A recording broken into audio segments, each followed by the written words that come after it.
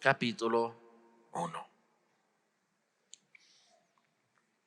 Lo que quiero hacer primero es leer el texto que vamos a estudiar en esta tarde, que empieza en el verso 18. Vamos a estudiar del verso 18 hasta el verso 25. Y hay mucho que estudiar aquí. Es un pasaje muy jugoso, es un pasaje con mucho para aprender acerca del corazón de Dios, acerca del corazón del hombre y acerca del futuro, ¿verdad? Nosotros vamos a ver que Dios es un Dios paciente, pero su amor hacia la verdad, su amor hacia lo que es correcto, implique que también tiene que tener un odio hacia la maldad, ¿verdad? Entonces vamos a ver esto en verso 18 hacia el 25, luego oramos y luego vamos a estudiar verso por verso. Romanos 1:18. Porque la ira de Dios se revela desde el cielo contra toda impiedad e injusticia de los hombres, que detienen con injusticia la verdad. Porque lo que de Dios se conoce les es manifiesto, pues Dios se lo manifestó. Porque las cosas invisibles de Él, su eterno poder y deidad, se hacen claramente visibles desde la creación del mundo, siendo entendidas por medio de las cosas hechas, de modo que no tienen excusa. Pues habiendo conocido a Dios, no le glorificaron como a Dios, ni le dieron gracias, sino que se envanecieron en sus razonamientos y su necio corazón fue entenebrecido. Profesando ser sabios, se hicieron necios y cambiaron la gloria del Dios incorruptible en semejanza de imagen de hombre corruptible, de aves, de cuadrúpedos y de reptiles. Por lo cual también Dios los entregó a la inmundicia en las concupiscencias de sus corazones, de modo que deshonraron entre sí sus propios cuerpos, ya que cambiaron la verdad de Dios por la mentira, honrando y dando culto a las criaturas antes que al Creador, el cual es bendito por los siglos. Amén. Vamos a orar. Dios, te damos gracias en esta tarde por este texto. Es un texto que revela y habla de tu ira contra la maldad. Y ayúdanos, Dios, con el poder del Espíritu Santo a ver y entender y poder aplicar lo que aprendemos de este texto, Señor. Es un texto tal vez no agradable, tal vez no es unos textos que vamos a atesorar y pintar en nuestras paredes, pero es una verdad porque está escrita en tu palabra. Y esta verdad es lo que ayuda a que el evangelio brille aún más. Pedimos, Dios, que tú abres nuestros corazones y nuestros oídos para escuchar tu palabra en esta tarde, porque creemos que tú eres y siempre serás el Dios de amor, y ese amor es lo que aumenta la ira contra la injusticia y la maldad del mundo, porque tú eres justiciero. Así que ayúdanos a ver todas estas cosas en esta tarde. Pedimos el nombre de Jesús. Amén. Pablo continúa el evangelio de Romanos, y lo digo evangelio porque habla del evangelio. Es la realidad una carta que se conoce como epístola.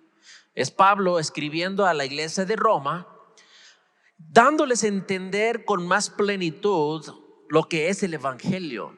Porque aunque los romanos eran cristianos y había escuchado él de su fe, él quería impartir con ellos algo que Dios le estaba enseñando. Dios le estaba revelando verdades que estaban desde antes en el Antiguo Testamento, pero ahora podemos entender con más luz a partir de la cruz del Calvario. Porque la cruz del Calvario nos ayuda a entender todo lo que era solamente una sombra en el Antiguo Testamento. Les doy un ejemplo. El Cordero de la Pascua, que los judíos por miles de años habían celebrado el Cordero de la Pascua, habían celebrado el éxodo de Egipto cuando Dios los salvó de la esclavitud literal, ¿verdad? Y lo que hacían es ofrecían un cordero sin mancha, un cordero perfecto, y sacrificaban ese animal después de imponer manos y transferir sus pecados sobre el animal. Y luego lo que hacían es agarraban el sangre y lo ponían sobre el dintel y los lados de la puerta. Y eso lo hacían creyendo que por medio de la sangre de ese cordero iban a ser perdonados, redimidos, que el ángel de la muerte pasó por todo Egipto y los únicos que sobrevivieron, o sea, porque la sentencia o la plaga era en contra de los primogénitos de la tierra, pero los primogénitos que sobrevivieron fueron aquellos que tenían la sangre del cordero por encima de su casa. Entonces nosotros, a la luz del Calvario, entendemos que nosotros tenemos una esclavitud no literal, sino espiritual. Somos esclavos al pecado, pero Dios ha dado el Cordero, Jesucristo, sin mancha, sin pecado alguna, y Él es nuestro Cordero. Y cuando nosotros ponemos nuestras manos sobre Él, ¿qué es eso? Reconocer que es el sustituto de mi pecado, que Dios transfirió sobre Él mi pecado, y Él puede aplicar su sangre sobre mi vida. En Él puedo ser salvo y liberado de la esclavitud del pecado, redimido de la consecuencia de mi propio pecado. Y es el evangelio, y podemos entender las obras del Antiguo Testamento a la luz del Nuevo Testamento. Y Pablo estaba escribiendo a los romanos, ayudándoles a entender más. Entonces en esta carta él está hablando del evangelio. ¿Qué es el evangelio? Las buenas noticias. Y Pablo dijo, en la semana pasada estudiamos versos 16 y 17, que no me avergüenzo del evangelio. Pablo dice, no me avergüenzo de este evangelio, aunque para algunos es ridículo. Algunos, ellos piensan que ¿cómo puede morir Dios? Dios no puede morir, Dios no es hombre, pero no entienden que Dios, para Él nada es imposible. Y si Dios quiere convertirse en hombre, Dios puede convertirse en hombre. Es exactamente lo que hizo cuando Dios Hijo se convirtió en hombre, para poder vivir una vida y luego morir la muerte. O sea, Dios en su deidad no muere, pero en la humanidad, cuando Cristo encarnó, Él tomó ese atributo del hombre, porque Él nació de la mujer, nació en la carne y nació con la capacidad de doler, tener dolor, de sentir hambre, de sentir frío, sentir soledad, tristeza, desamparo, sentir todo lo que nosotros sentimos. Aún Él sintió, y Él pasó por la sombra de la muerte en nuestro lugar, y Él murió en la carne. ¿Sí? Entonces para nosotros no es imposible creer que Dios todo lo puede, y Él puede, si quiere, y es lo que quiso, convertirse en hombre. Pablo dijo, yo no me avergüenzo de eso. Los griegos dicen, qué ridículo que un Dios puede morir. De hecho, ellos pensaban que todos los dioses habían logrado la deidad y logrado la vida eterna. Bueno, algunos de ellos habían llegado a ese nivel, ¿verdad? Parte de su mitología griego. Pero ellos, para escuchar que el Dios de los judíos había muerto, se burlaban de los judíos. Que tu Dios puede morir y X y aquello. Pablo dijo, yo no me avergüenzo de ese evangelio. ¿Por qué no? ¿Por qué no te avergüences del evangelio, Pablo? Y él dijo, porque es el poder de Dios para salvación a todo aquel que cree. A todo aquel que cree. Wow. ¿Y cómo trabaja eso, Pablo? Y continúa. Estamos haciendo preguntas a Pablo, ¿ok? Verso 17. Porque en el evangelio la justicia de Dios se revela por fe y para fe. Ok, entonces el evangelio, las buenas noticias, muestra que Dios tiene poder para salvarnos a través de la fe. Sí, exactamente. Y uno puede ponerse en el lado del escéptico y decir, pero ¿salvarme de qué? Salvación, yo de qué necesito ser salvo. Yo soy libre. Yo no soy esclavo en Egipto. Yo me siento bien, tengo salud, tengo dinero, tengo todo lo que quiero. Yo me siento bien. Pero lo que no saben es que la ira de Dios está sobre todo hombre por nuestro pecado. Entonces, esto es lo que Pablo usa para empezar a evangelizar. Muchas veces cuando queremos evangelizar, decimos a la gente: ¿sabes que Dios te ama? Y eso es muy cierto. Pero Pablo usa su punto de partida como la ira de Dios. ¿Sí? Él empieza dando explicación a la necesidad de la salvación. Porque no importa si existiera una cura 100% completo, 100% efectivo, que siempre cura el cáncer. Si yo les hubiera dicho: ¿sabes qué? Buenas noticias, tenemos atrás en las empanadas la cura del cáncer. Eso lo que huele son empanadas, están preparadas para después de esto vamos a disfrutar de un bocado. Pero imagínense, van a decir: bueno, ¿y por qué tienen la cura de cáncer? O sea, ¿eso qué? Si no sabe que tienen si les han diagnosticado, perdón, si me hace falta unos tacos de lengua también para que mi español funcione. Si no saben que le han diagnosticado con cáncer, ¿de qué le importa la cura de cáncer? Por eso Pablo empieza su punto de partida hoy que vamos a ver es la ira de Dios. Porque la ira de Dios es esa tela negra, el trasfondo detrás de cual el diamante o el tesoro del evangelio brilla aún más. Si alguna vez han ido a una tienda para ver algo, una joya o plata o un diamante, lo que hacen la mayoría de las tiendas de clase, lo que hacen es primero sacan una tela negra, ¿verdad? Y puede ser de terciopelo, puede ser algo muy bonito, pero negro, o tal vez nomás un piel negro, y luego encima de lo negro ponen el diamante o las arracadas de plata, porque el trasfondo negro ayuda a que aprecies lo brillante de la plata o del diamante. Esta porción que vamos a leer hoy, que trata con la ira de Dios, es esa tela negra que nos ayuda a apreciar el tesoro del evangelio. Porque lo que vamos a hablar hoy es que la ira de Dios está en contra de los pecadores. Y Pablo en estos siguientes capítulos va a explicar que todos somos pecadores. Todos hemos caído corto de la gloria de Dios. Todos quedamos descalificados para llegar al cielo. Esas son las malas noticias. Las malas noticias es que no hay nada que tú puedes hacer para llegar al cielo en tu propio esfuerzo. Son las malas noticias. Pero eso ayuda a que las noticias buenas, o sea, la salvación gratuita, suene más buena. Porque la gracia de Dios se revela en que no podemos llegar al cielo por nuestra propia justicia, pero Dios nos da regalo entrada al cielo por fe. ¿Sí me siguieron en eso? Entonces básicamente hoy lo que vamos a estar hablando es la ira de Dios, la condenación, la culpabilidad del hombre. Algunos lo llaman la depravación de la raza humana y se califica para todos.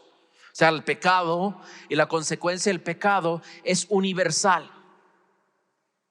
No hay un Dios y una salvación solamente para los chinos, otro para los judíos, otro para los mexicanos, otro para los salvadoreños. No, la salvación de Dios es universal porque el pecado del hombre es universal. Algunos dicen: no, pero no puedes imponer tu cultura y tu religión. Si hay un tribu o una gente que no conocen del evangelio, ¿quién eres tú para imponer tu religión sobre ellos?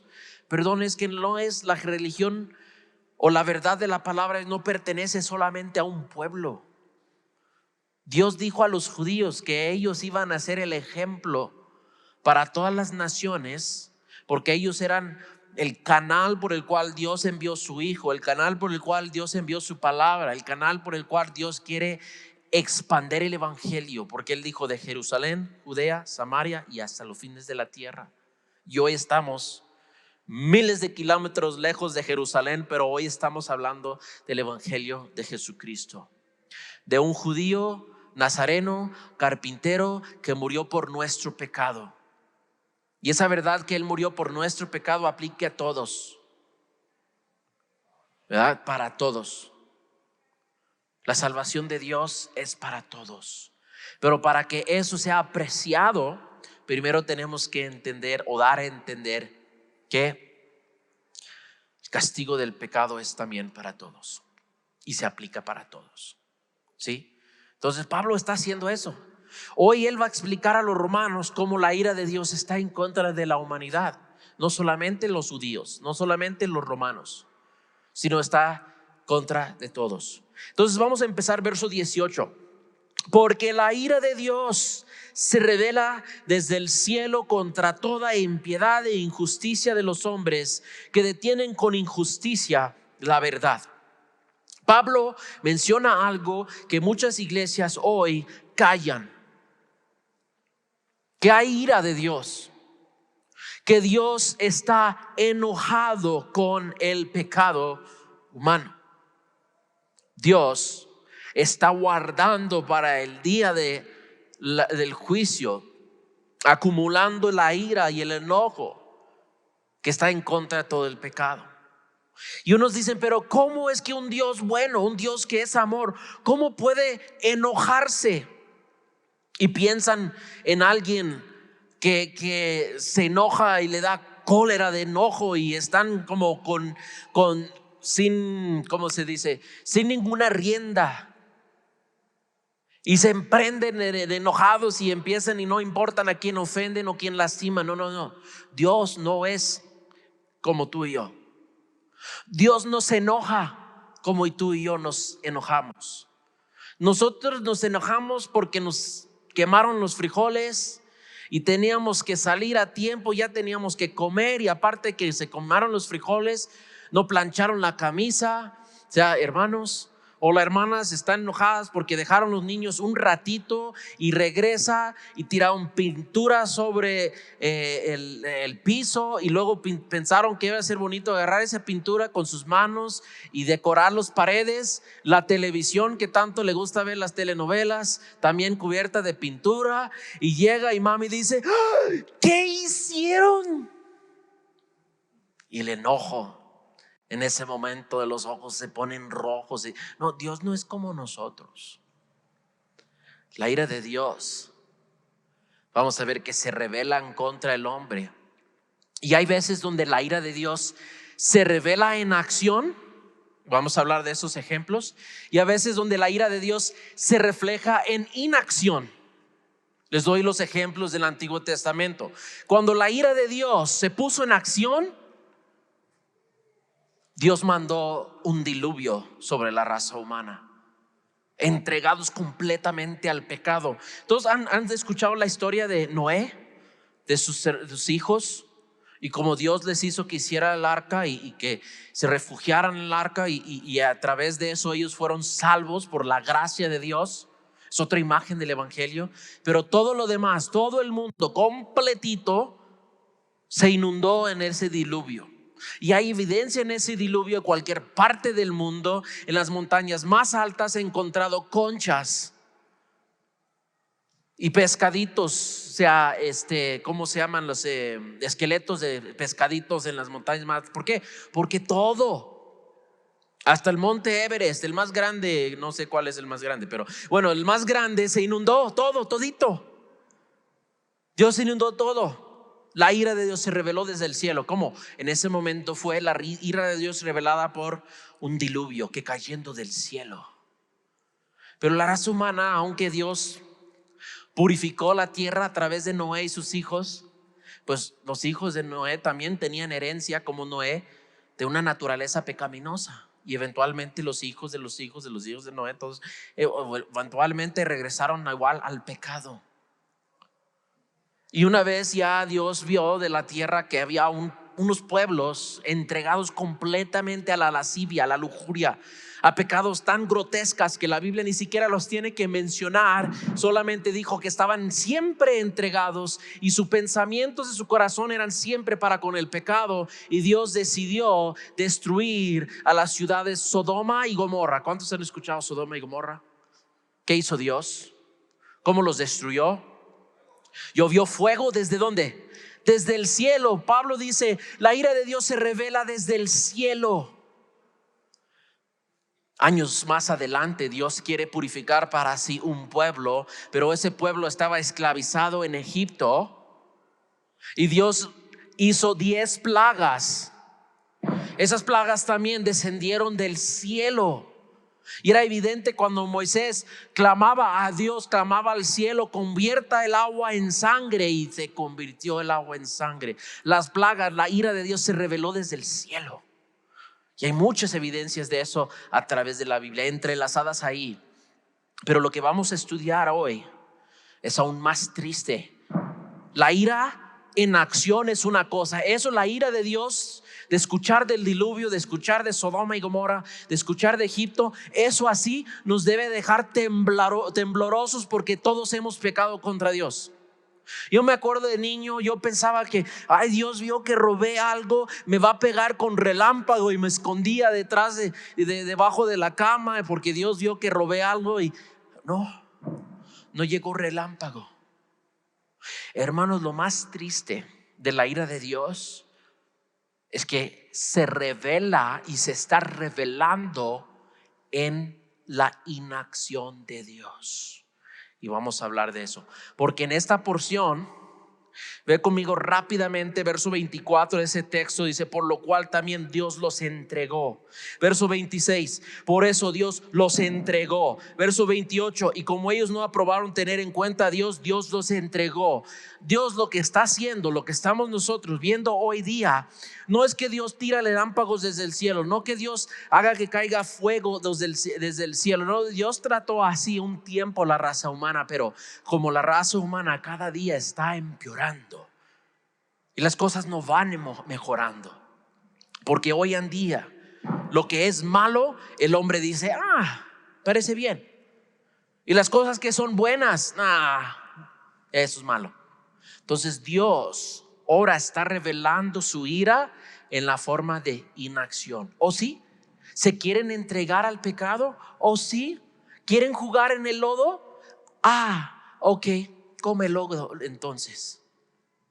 Y Dios está entregando al hombre a su propia concupiscencia, dejándolos experimentar completamente la ira de Dios. Y hermanos, lo vemos hoy. Mira nuestra ciudad, cómo está afectado con el pecado. Dios está dejando al hombre pecador vivir en las consecuencias de su propio pecado. Ay, pero ¿qué hicimos nosotros para merecer eso? Generaciones de poner al dinero, al sexo, al materialismo, al poder, al machismo y todas esas cosas como prioridad en vez de el camino de Dios. Mira, hijo, yo te voy a enseñar cómo vivir. Y tenemos generaciones ya de música mundana que glorifica el pecado, que glorifica el sexo, que glorifica el narcocartel, que glorifica todos estos pecados, y los están glorificando, y los vemos en la televisión, y lo vemos en la pantalla, en la película, los vemos en la telenovela, y lo escuchamos en la música, y dijimos: ¿por qué? ¿Por qué hay tanto pecado? Pues lo que se siembra se cosecha. Y Dios dice: sí, México, ¿quieren cosechar de la consecuencia de este pecado? Y lo que estoy diciendo aquí y ahorita, porque estamos en el país de México, puedo ir al Norteamérica y en Estados Unidos también hablar de las consecuencias que hoy en día están viviendo a causa del pecado del hombre. Porque empezó hace generaciones que dijeran: bueno, el hombre y las mujeres son igualitos, y ahora ni siquiera se pueden distinguir entre uno y el otro. Si tú sientes hoy como un hombre, siéntete y vístete como un hombre. Si sientes hoy como una mujer, siéntete y vístese como una mujer. Y hay tanto desorden, y el hombre dice: pero ¿por qué mi hijo de 4 años se quiere poner vestido y hacerse una operación para que lo castran? ¿Y por qué quiere tomar hormonas para que cambie su voz? O sea, estamos viviendo hoy en día con las consecuencias del pecado. Y Dios, nosotros preguntamos: ¿dónde está? Dios está diciendo: es que ya no me han invitado a tu casa, luego no me pregunten dónde estoy. Ustedes hace tiempo me echaron afuera de tus casas, de tus escuelas, a donde muchas iglesias es más entretenimiento que palabra de Dios. Y luego no me preguntan dónde estoy porque yo no los he dejado. Ustedes me han despedido. Y eso es lo que vemos hoy. La ira de Dios se revela desde el cielo contra toda impiedad e injusticia de los hombres. Dios está enojado, hermanos y hermanas, con el pecado.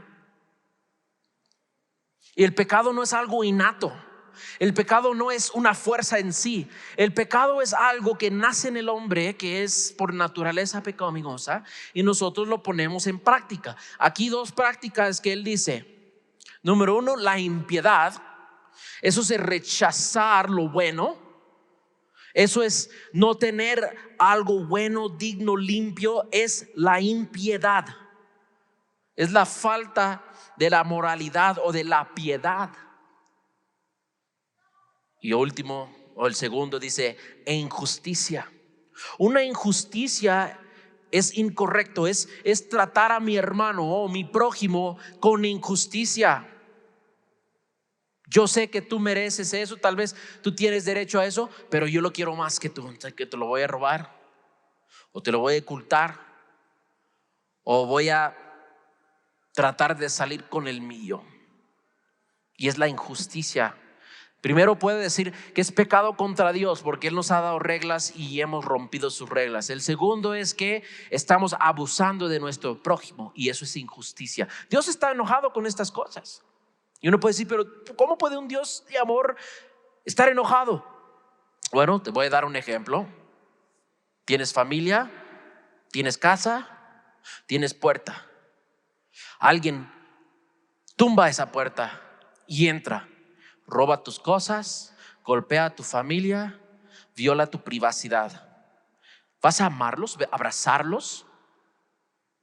No, obviamente, porque tú amas a tu familia, tú cuidas lo tuyo.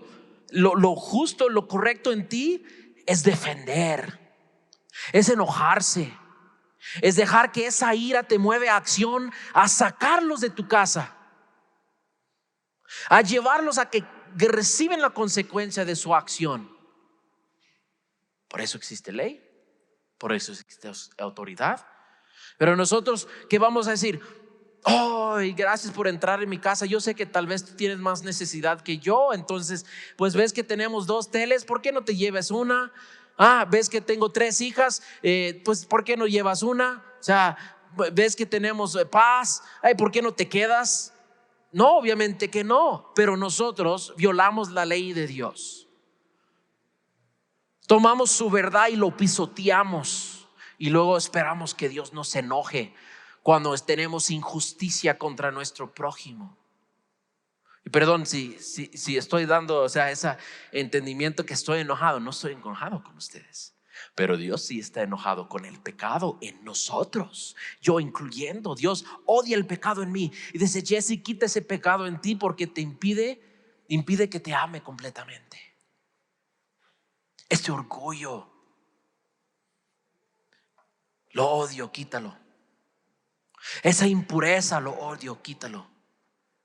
Ese pecado en ti, lo odio, córtalo, despójalo de ti, así para poder derramar el amor que tengo para contigo. Y digo: Dios, es que no puedo limpiar mis manos. Dios, es que no puedo placar esto. Y dice: está bien, yo mando a mi hijo sustituto por tu pecado para limpiarte. Y luego poner mi espíritu en ti para empoderarte, aportarte mejor. Es el evangelio. Pero si no empezamos con la ira de Dios en contra de nosotros, ¿por qué vamos a querer la sangre de Jesucristo? ¿Por qué vamos a querer el poder del Espíritu? A menos que entendemos que sin Él merecemos infierno. Y Pablo aquí está desarrollando eso.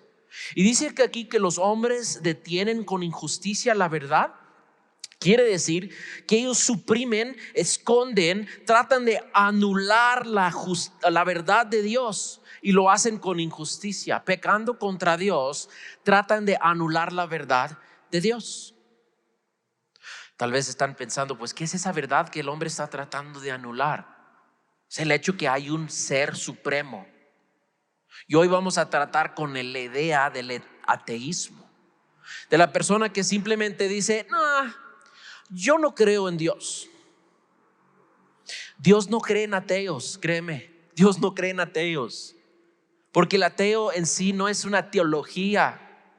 Es un problema psicológico que el hombre tiene. Si existe un Dios, un ser supremo, y yo tengo que responder a Él, entonces tengo que gobernar mi vida conforme a sus reglas y no conforme a mi regalada gana. Y el hombre dice, no, yo quiero ser mi propio rey.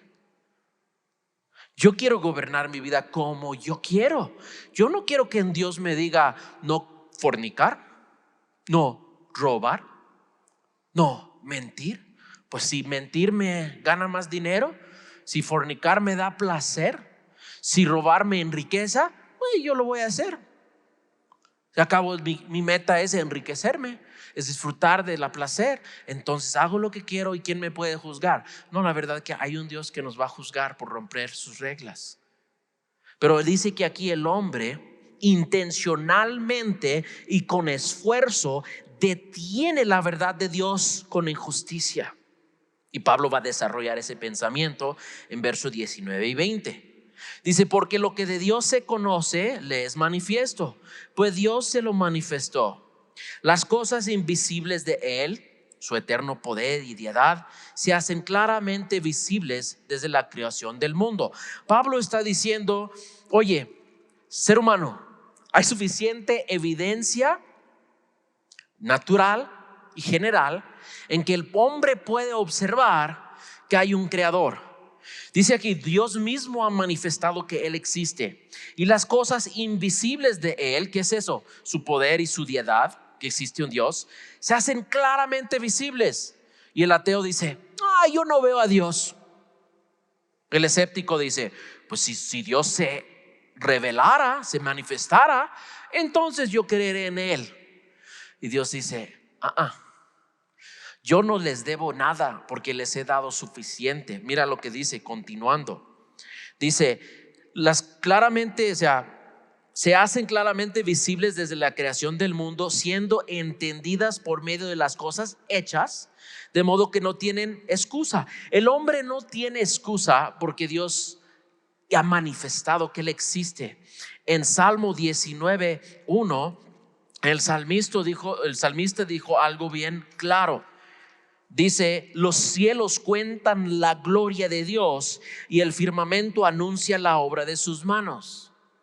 Ver el universo, los cielos, la majestad de la gloria, es ver una creación hermosa, maravillosa, espléndida. Una creación. Lo que nosotros vemos es el efecto del creador. Y uno dice, pues ¿dónde está el creador? Pues se ve la evidencia en su creación. Lo que vemos es el efecto, y cada efecto tiene que tener una causa suficientemente poderosa para causar ese efecto. ¿Sí? ¿Sí me explico? El efecto es el universo. Ha habido una causa para diseñar ese efecto, porque los hombres en los tiempos de Pablo no tenían la tecnología que nosotros tenemos hoy. Satélites, cámaras que se puede mandar al Marte, a la Luna, y podemos observar el universo tiene orden. El universo tiene orden, y hoy tuvimos que cambiar el reloj porque ya es este tiempo del año donde necesitamos tener más luz del día, y se cambia la hora, o sea, va a ser más, se cambia la hora porque se cambia la temporada. Pero nosotros tenemos un reloj y lo podemos poner a 24 horas y lo podemos confiar en esto porque el universo tiene orden. Es algo tan ordenado. Ahora nosotros tenemos telescopios, nosotros tenemos microscopios. El hombre ha descubierto que dentro de nuestra sangre hay un ADN, que ahí es algo tan complicado, pero allí en esa ADN, y yo no soy científico ni he estudiado el ADN en profundidad, pero ahí está el código de todo. Si vas a tener pelo negro, ojos azules, si vas a tener piel clara o morena, o sea, todo está allí. Aunque te pintan mujeres, está en el ADN, no lo puedes cambiar. Aunque te pintes rubia, por favor, el ADN dice que eres, pelo negro. Está en nuestro ADN. Y ese diseño es tan complicado que no puede haber resultado simplemente por un error, un accidente, una casualidad. Imagine que nosotros camináramos al monte, ahí en la Sierra de los Cardos, y subimos con todo lo que podemos, y ya llegamos a un punto que estamos escalando. Llegamos a un parte totalmente salvaje, silvestre, y buscamos pasar por los árboles, por los arbustos y todo, y de repente entramos a un lugar tan hermoso, un jardín con fuente de agua, con árboles bien diseñados, así piense como los jardines del Palacio de Versalles. O sea, googlea eso, es algo tan hermoso, tan detallado. O sea, es algo que ese jardín tiene evidencia de jardinero, ¿sí? Si alguna vez has tratado de tener zacate o árbol o un planta, necesitas tener algo de don de ser jardinero. Te tienes que cortar el pasto, tienes que regar, si tiene arbustos que tiene que cortar y todo eso. Si no, se regresa a selva. se salen las hierbas y se totalmente desorden. La naturaleza lo va a volver a algo silvestre. Entonces imagina que vamos a los Cardos y vemos algo tan cultivado, tan preparado, y llegas y vas caminando con un amigo ateo y dices: wow, qué jardín tan hermoso. Ha haber costado el jardinero mucho esfuerzo y trabajo mantener esto tan hermoso. Y el escéptico, el ateo, dice: pues yo no veo jardinero. Yo no veo jardinero. Bueno, yo quiero conocer al jardinero porque mira cómo tiene sus árboles. Ya esos cedro de limón, imagínense que está así en una espiral así arriba, bien bonito, bien regado en medio de todo lo demás seco. Y dice: pues alguien lo está cuidando. El jardín es la evidencia que hay jardinero. Y el ateo dice: a menos que se me manifieste el jardinero, yo creo que, mira, lo que podía haber sido es que estamos aquí en un lugar que tal vez el clima un día fue exactamente perfecto. Todas las coincidencias alinearon tal punto, y después de miles y de millones de millones de millones de años, pues estas cosas solamente se sucedieron. Después de miles y miles y miles de años, esa fuente se formó y se formó con una bomba que está dando chispitas de agua así. Pues eso sí, es simplemente pura coincidencia, porque hemos dejado miles y miles y miles de años. Aquí nadie se ha subido a los Cardos, y este jardín existe simplemente por ocurrencia. No. Van a decir: ¿quién va a creer eso? Es tan absurdo. Pero estudiamos el cuerpo humano, y no es nomás un fuentecito, un fuente que tiene un puente, que tiene una bomba que tirando, chorreando agua. Va a decir: ¿cómo puede haber eso sucedido de la nada? Una fuente que tiene pajaritos adentro, ¿verdad? Bien formado, bien bonito. No puede haber sucedido simplemente por accidente. Alguien lo formó, alguien lo puso. Y vemos la ciencia como nuestro cuerpo es, las venas, ¿verdad? Todos los músculos y el esqueleto y todo el sistema que tenemos, tan complicado, pero tan diseñado, porque hay diseñador. Y nosotros vemos las cosas hechas, y esos dan testimonio que Dios existe y no hay excusa. Y Salmo 14:1 dice, Salmo 14:1, estaban en 19, dice: el necio en su corazón no hay Dios. El necio, uno tiene que ser necio para ver toda la creación y decir: yo no creo que hay creador. Imagínense, ¿cuántos han visto la fachada del catedral en Zacatecas? ¿Cuántos lo han visto? ¿Sí? Pues nomás 3 han ido a Zacatecas. Bueno, ok, voy a decir aquí de la parroquia o de la frente de la santuario, ahí lo han visto. ¿Qué tal si yo te hubiera dicho que eso surgió de gotas de agua que cayeron sobre la frente del catedral de miles y miles y miles de años y formaron esas imágenes? Parece: estás loco. No sé, fueron gotas de agua. No hubo mano de hombre, ni martillo, ni cincel. Eso fue pura gota de agua, miles y miles y miles y miles de años. Va a decir, está loco.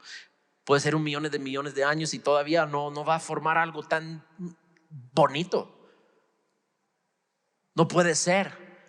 Pero hay gente que hoy en día, porque les conviene psicológicamente ignorar la existencia de Dios, porque así pueden seguir pecando y sentir que no tienen que rendir cuentas a nadie. A mí me dijeron cuando yo era niño, yo me portaba mal. Yo tengo 4 hermanas, tengo 2 mayores y 2 pequeñas. Siempre yo peleaba con las hermanas mayores, pero eran más grandes que yo. Pero yo a veces me enojaba y ya les daba una. Y mi mamá me decía, hey, no golpeas a las mujeres. Cuando tu papi llega vas a ver. Ay, porque yo sí me podía defender con mis hermanas, ¿verdad? Pero con mi papi, uy, ¿cómo defenderme, verdad? Y mi papá tenía esos cinchos de Jerez, esos piteados, y me decía, trae mi cinto. No, trae mi cinto. Y cuando traía el cinto, yo, ay, tratando de decir. Ahora, ¿qué tal si yo dijera a mi mamá, no me da miedo, yo no creo en mi papi? Te estoy diciendo que voy a decir a tu papi que se fue a trabajo en la mañana, que cuando él regresa, viene la disciplina. No, para mí, no me hablas de mi papi, porque yo no creo. Yo no creo que va a haber consecuencia, yo no creo que va a haber disciplina. No. Yo rehúso creer que mi papi existe o que esté enojado conmigo. Tal vez si mi papi, pues tiene que ser mi papi que me ama. ¿Cómo que va a castigarme por golpear a mi hermana? Pues ella lo mereció y yo me justifico. Y mi mamá ya me advirtió, me dijo, cuidado cuando viene tu papi. Y mucha gente hoy dice, yo no creo en Dios. Yo no creo que hay Padre Celestial que me va a pedir rendición de cuentas como me he portado en este mundo. ¿Cómo he tratado su ley que me dio para gobernar mi vida? ¿Cómo he tratado mi prójimo quien me ha dado para cuidar y amar? ¿Cómo he tratado a mi esposa?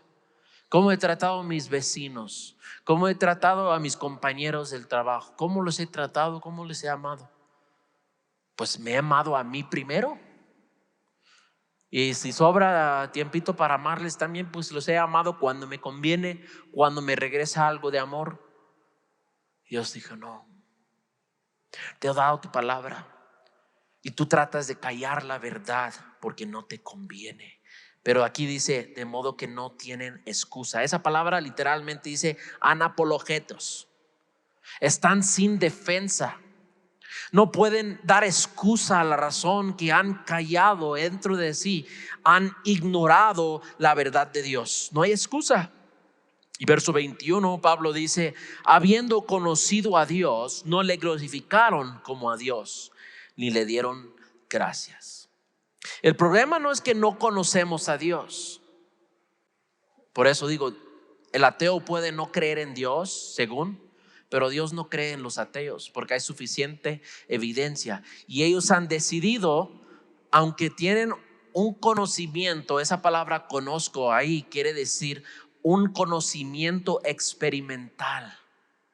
Han experimentado Dios. Todos hemos experimentado a Dios. ¿Te resplandeció el sol hoy? La Biblia dice que el sol sale sobre el bueno y el malo. ¿Has disfrutado del agua que cae del cielo? Porque el agua, aunque crees, no viene del Simapash, no viene de la llave. Dios ha proveído esa agua. Y la Biblia dice que llueve sobre justo e injusto. Dios ha derramado bendición universal, de tal forma que ningún ser humano puede decir que no han conocido experimentalmente las bendiciones y las cosas hechas por Dios. Y dice, conociendo Dios, no le glorificaron como a Dios.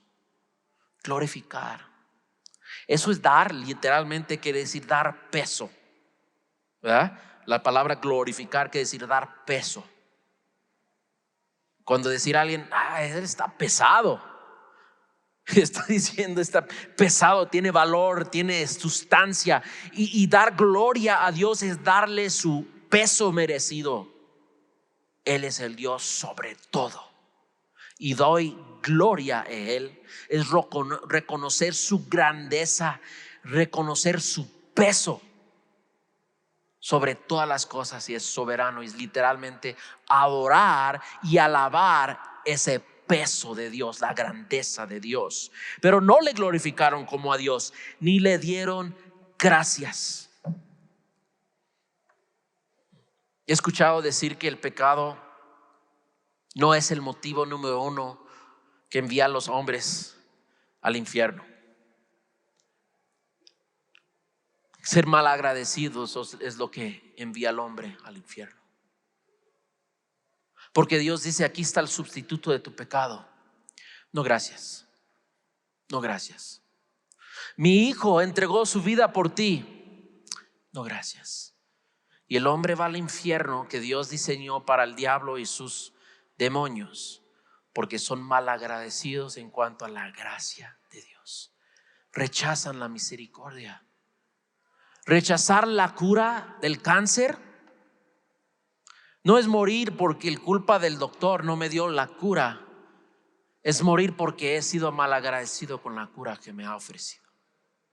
Y el hombre va a la condenación eterna, no porque Dios es malo, sino porque el hombre es malagradecido y no ha recibido de Dios el regalo de la salvación.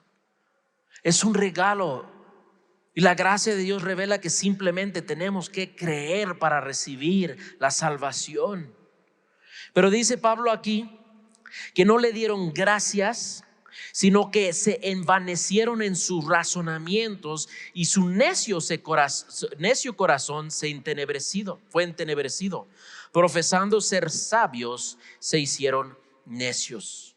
Se envanecieron. Eso claramente está diciendo: se volvieron vano en sus razonamientos, sus pensamientos. Sus diálogos, sus pensamientos, sus dudas se volvieron en nada. Salomón dijo: vanidad de vanidades todas las cosas.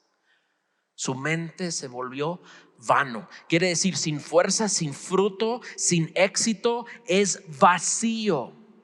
Y los pensamientos de los hombres, cuando han decidido rechazar la verdad de Dios, han decidido rechazar a Dios y no darle gracias, no le queda otra más que desvanecerse en su cerebro. Y luego dice que se entenebrecido su corazón. Primero la mente se va y el corazón sigue la mente. La cabeza se va vaciándose de todo el fruto, de toda la fuerza, de todo el éxito que podemos tener. Hechos en la semejanza e imagen de Dios, tenemos capacidad de entender y de comprender cosas majestuosas acerca de Dios y su naturaleza. El hombre tiene una capacidad como ningún animal, porque no somos animales, somos humanos que Dios ha hecho en su semejanza y su imagen. Y tenemos capacidad, pero cuando el hombre rechaza a Dios, su mente se va envaneciendo, vaciándose, y su corazón se entenebrece, o sea, se oscurece.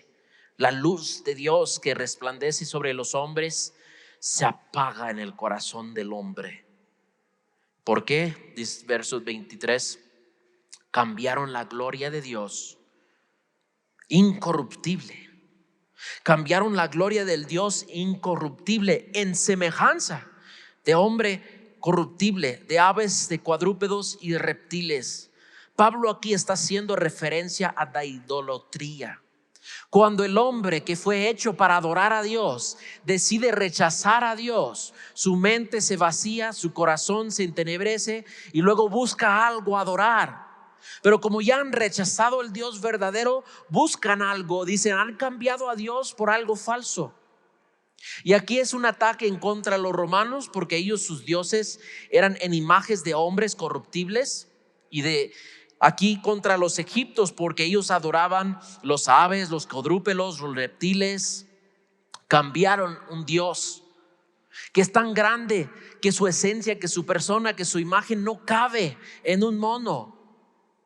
Su majestad, su gloria no cabe en una imagen. Es un Dios inimaginable. Es un Dios invisible, no cabe en la caja, no cabe en una imagen. No importa cuántas alas le quieres dar, no importa qué tanto oro lo quieres adornar. Dios, su majestad, no cabe dentro de una imagen hecha por hombres. Pero aquí tal vez pueden decir, pues esta idolatría, pues ¿quién adora a los cuadrúpedos, los reptiles? Esos tal vez los aztecas, los mayas o ellos adoraban a las cosas y los animales. Bueno, aquí el punto es idolatría. Y en esa cultura específica en Roma adoraban imágenes de hombres, dioses hechos en imagen de hombres. En Egipto era imágenes en animales. Pero el hecho es que cambiaron Dios con algo hecho por las manos del hombre.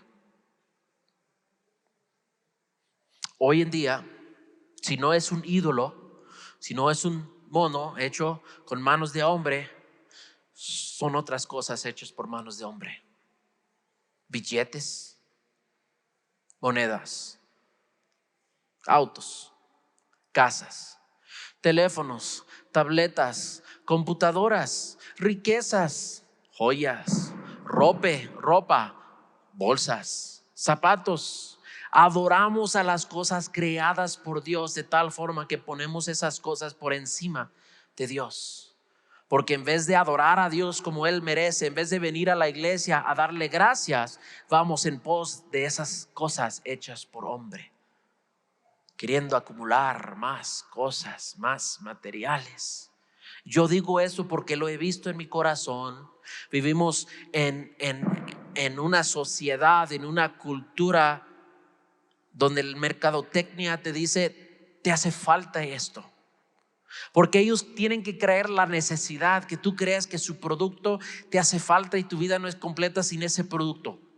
Y es igual para el pasta de diente, como es para los vehículos, como es para cualquier teléfono o producto o de servicio. Tu vida va a ser más contento si tuvieras 20 megas de mega cable. Tu vida va a ser más completo si tuvieras moto de Itálica. Tu vida va a ser más completa, más contenta si tuvieras iPhone. Tu vida va a ser esto y aquello, y te venden una idea y una imagen que en tu mente ya te convencieron que lo necesitas, pero no suple tu necesidad interior. Tenemos una necesidad de conocer a nuestro creador. Nosotros somos creación, pero cambiamos al Dios, nuestro creador, por cosas hechas por manos. Y dice en verso 24, por lo cual también Dios los entregó. La siguiente semana vamos a ver 3 veces que el hombre cambia a Dios por algo y Dios los entrega. Es la ira de Dios en inacción. Verso 24, por lo cual Dios también los entregó. ¿Me quieres cambiar? Ok, yo te entrego a la inmundicia, a las concupiscencias de los corazones, de modo que deshonraron en sí sus propios cuerpos. Aquí Dios está diciendo, bueno, ¿tú quieres vivir por las cosas hechas por hombre? Si tú te entregas a una idea falsa de Dios, vas a tener una idea falsa de quién eres. Porque nosotros somos hechos en la imagen de Dios. Pero si no reconocemos a Dios, buscamos nuestro propósito y nuestra identidad aquí en la tierra. Y siempre conlleva, cuando la mente se vacía, el corazón se oscurece, lleva el corazón a buscar saciarse en las cosas. Y muchas veces la idolatría, siempre la idolatría lleva aquí a las concupiscencias de los corazones, lascivias, pecado, sexo ilícito, de modo que deshonran entre sí sus propios cuerpos. La persona que cree que, nosotros somos animales evolucionados, mira al gallo, mira al toro, pues si soy otro animal, también me puedo entregar a todas las mujeres que quiero. Pues las gallinas no se casan con el gallo, pues si un gallo viene, tin, tin, tin, otro gallo viene, tin, tin, tin, pues las mujeres, pues yo también, al gallo que más me quiere cantar, a ese me dejo que me entrego. No somos animales. Pero cuando el hombre rechaza a Dios y acepta una idea de sí mismo incorrecto, lleva al uso de su cuerpo incorrectamente. Y nota lo que la Biblia muestra aquí, que el sexo ilícito degrada al hombre. Pero la intimidad en el matrimonio, así como Dios lo diseñó, eso ennoblece el hombre, ennoblece a la mujer. Ser una señora con anillo, tener familia, tener apellido. Pero el sexo ilícito, entregado un día a otro y otro y otro, deshonra, degrada. Pero dice aquí en verso 25, ya que cambiaron la verdad de Dios por la mentira, honrando y dando culto a la criatura antes que el Creador, el cual es bendito por los siglos, esto sucede. Cuando el hombre decide ignorar, callar, cambiar la verdad de Dios, lleva a la degradación, a la depravación del hombre. Y lo que estamos experimentando hoy en nuestro mundo, en nuestra cultura, es la depravación del hombre. Y Dios ha dicho: ¿quieres jugar en el lodo? Te convertirás en puerco. ¿No me quieres en tu casa? ¿No me quieres en tu escuela? Ay, te entrego a tu lodo. Pero no quiero terminar en ese punto, hermanos. Acompáñenme a Efesios 2, 1 a 6. Porque no puedo hablar solamente de la ira, de la consecuencia del pecado, sin hoy recordarnos de la misericordia y el amor de Dios que encontramos en la palabra. Efesios 2, 1 al 6. 1 al 6. Dice: y Él os dio vida a vosotros. ¿Quién nos dio vida? Dios.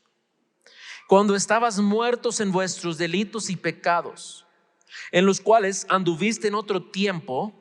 Todos podemos decir: yo en otro tiempo seguí la corriente del mundo, unos más profundos en el mundo que otros, pero el punto es que todos estábamos llevados por la corriente del mundo. Pablo dice: en los cuales anduviste en otro tiempo siguiendo la corriente de este mundo, conforme al príncipe de la potestad del aire. Eso es el enemigo. Él controla el mundo. El espíritu que ahora opera en los hijos de desobediencia, entre los cuales también todos nosotros vivimos en otro tiempo en los deseos de nuestra carne, haciendo la voluntad de la carne y de los pensamientos, y éramos por naturaleza hijos de ¿qué? ¿Qué dice? Hijos de ahí está la palabra otra vez. Éramos, antes de recibir a Cristo, hijos de ira. Merecíamos la ira de Dios, lo mismo que los demás. Y lo más difícil, hermanos, es para nosotros, como somos orgullosos, reconocer que estábamos mal con Dios, que estábamos mal con su palabra, que estábamos en desobediencia. Nadie quiere escuchar eso. Vas al doctor: oye, que tiene el azúcar alto, que la presión. No, a ver, chequea otra vez, doctor. Pues yo me cuido, trato de no comer tanto pan dulce. Nomás me comí media docena de donas, pero después fui a caminar, di unas 3 vueltas a la Alameda. Yo chequeé la sangre otra vez. Anda, está mal. Es porque nomás es que me tomé un jugo de manzana, doctor. Eso sé. Y justificamos y hacemos excusas y tratamos de diminuir las consecuencias de nuestros hechos. Bueno, continuando. Pero Dios, verso 4. Gracias que hay un pero Dios aquí. Porque éramos naturaleza hijos de Dios, los mismos que los demás, todos condenados a la muerte. Pero Dios ¿qué dice ahí? Rico ¿en qué? En misericordia, y por su gran amor con que nos amó. Mira, el amor llega hasta el verso 5. Primero Pablo quiere decir: mira, todos éramos pecadores, todos estábamos inmerecidos, merecidos de la ira de Dios, todos estábamos mal, pero Dios, aquí entra el amor de Dios, y parece muy, muy hermoso el amor de Dios a la luz de la ira de Dios.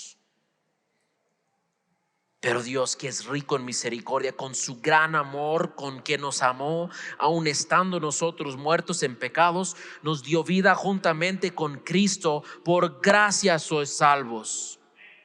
y juntamente con Él, con Cristo, nos resucitó y asimismo nos hizo sentar en lugares celestiales con Cristo Jesús. Mira qué hermoso es el Evangelio, ya la luz de la verdad. Cuando entendemos que estábamos mal con Dios, tal vez algunos de ustedes no se han reconciliado con Dios. Le han sentido incómodos a escuchar que somos pecadores. Tal vez han sentido incómodos sentir que la ira de Dios está sobre los que no se han arrepentido. No es tarde para ti. De hecho, que sientes incómodo quiere decir que el Espíritu está tocando tu corazón. Déjame entrar. Reconoce, simplemente reconoce que estabas mal con Dios.